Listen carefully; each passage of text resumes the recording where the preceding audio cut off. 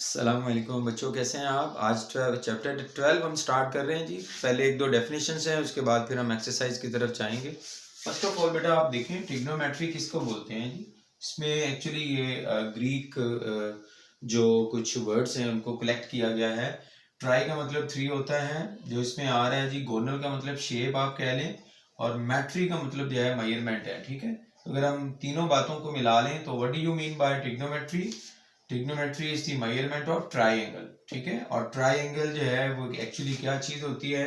Triangle के अंदर total जो है ना वो 6 एलिमेंट्स होते हैं, वो आपने याद रखने हैं। वो 6 एलिमेंट्स कैसे हैं ये देखिएगा। ये आपको एक ट्राइंगल नजर आ रही है, इसमें बेटा 3 एंगल्स हैं।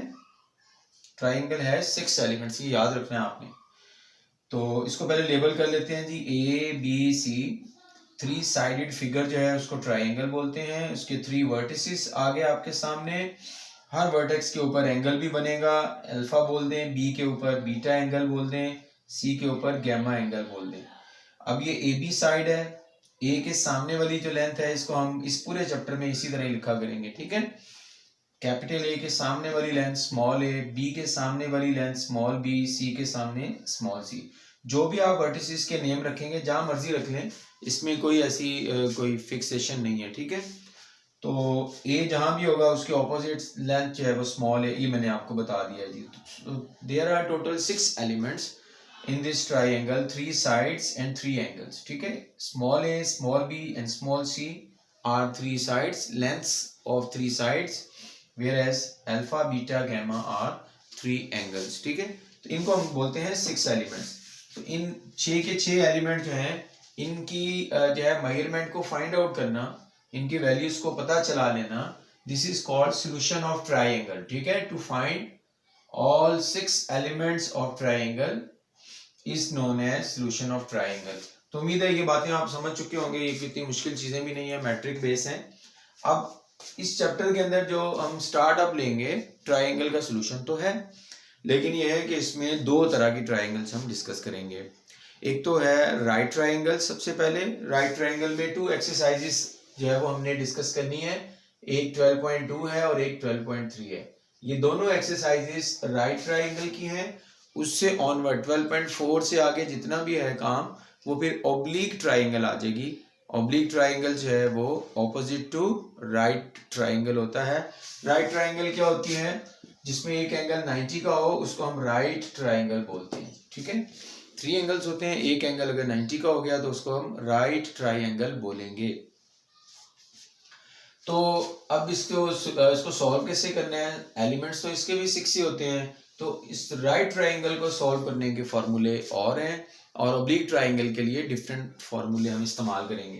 तो सबसे पहले हम 12.2 का ये क्वेश्चन नंबर 1 का पार्ट 1, ये फिगर आपको गिवन है, और इसी तरह बिल्कुल बुक के अंदर आपने इसको कंप्लीट करना है, आपने इस ट्राइंगल को सॉल्व करना है।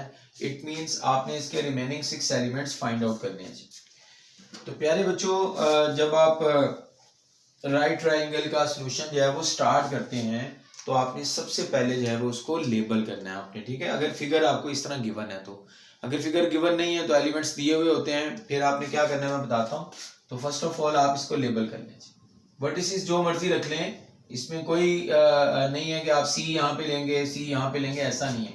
कुछ भी आप बोल दें, और जो चीजें मैंने आपको बताई थी उसके मुताबिक अब आपने काम करना है। मैंने क्या बताया था आपको, ए के सामने वाली लेंथ जो है उसको स्मॉल ए बोलना है, बी के सामने वाली लेंथ जो है वो बी बोलेंगे, सी के सामने वाली लेंथ को आपने सी बोल देना है। ठीक है, तो बेटे आपको ये चीज तो आपको पता है कि राइट ट्राइंगल में 90 डिग्री एंगल जो होता है उसके सामने वाली जो लेंथ होती है उसको हम हाइपोटेन्यूज बोलते हैं, ये याद रखना है आपने। ठीक है, और परपेंडिकुलर और बेस के बारे में ये फिक्स नहीं होते, मैं अभी डिटेल से बताता हूँ आपको। पहले हम ये एलिमेंट्स लिख लें जी जो गिवन है हमें।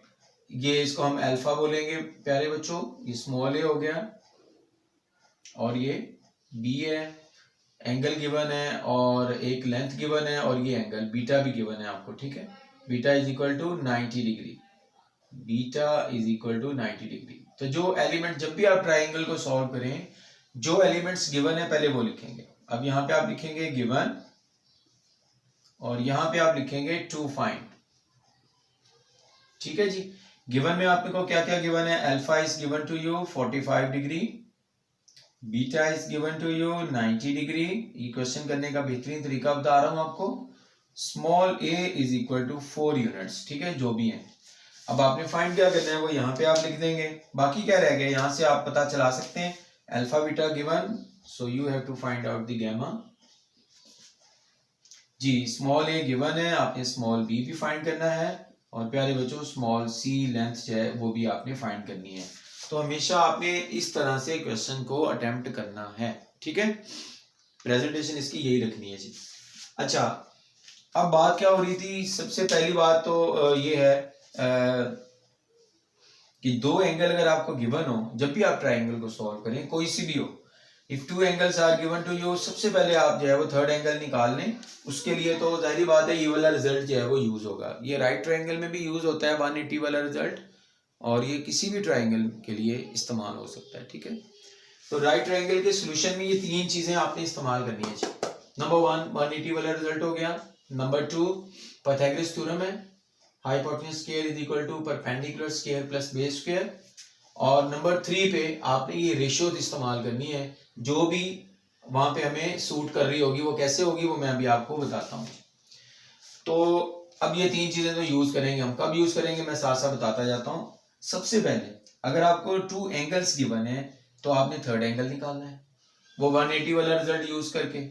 अगर आपको 2 लेंथ्स गिवन है, 2 साइड्स गिवन है, तो सबसे पहले आपने थर्ड साइड निकालनी है। उसके लिए आप पाइथागोरस थ्योरम इस्तेमाल करेंगे, ठीक है जी। मुझे उम्मीद है आपको ये बात समझ में आ गई होगी।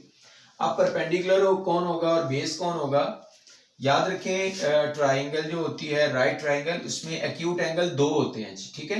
एक ये आपको नजर आ रहा है और एक ये वाला गामा है, ये दोनों एक्यूट है लेस देन 90।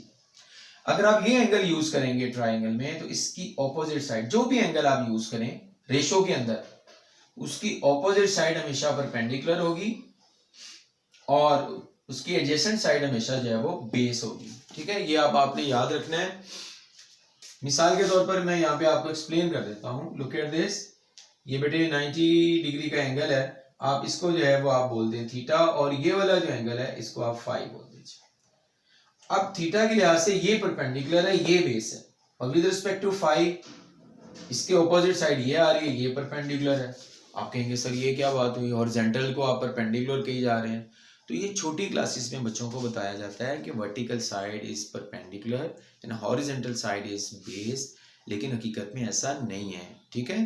अब आप बड़े हो चुके हैं तो आप इन चीजों को समझें। जो एंगल कंसीडर होता है, कंसीडर्ड एंगल की ऑपोजिट साइड हमेशा परपेंडिकुलर होगी, चाहे वो आपको हॉरिजॉन्टल नजर आ रही है चाहे आपको वर्टिकल नजर आ रही है, ठीक है।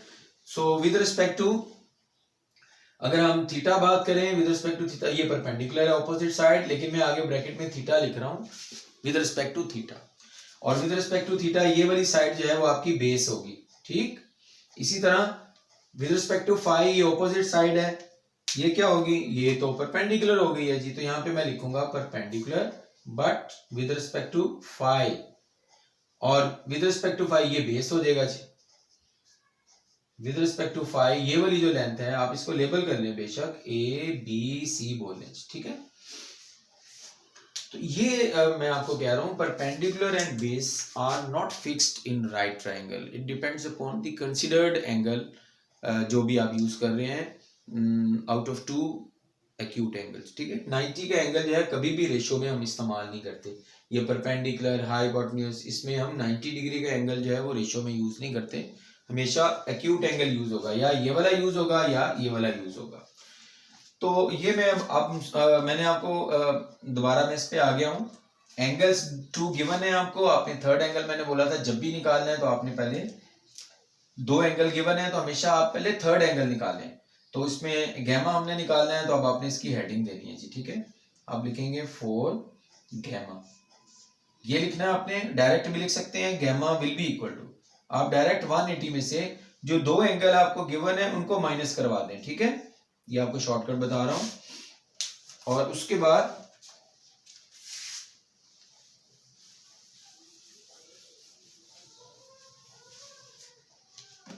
जी, तो मैं ये कह रहा था आपको कि आप डायरेक्ट जो है वो गैमा लिखें, 180 में से जो गिवन है वो माइनस करवा दें, तो गैमा एंगल आपके पास आ जाएगा। तो gamma will be equal to 180 degree minus 45 degree minus 90 degree, ठीक है।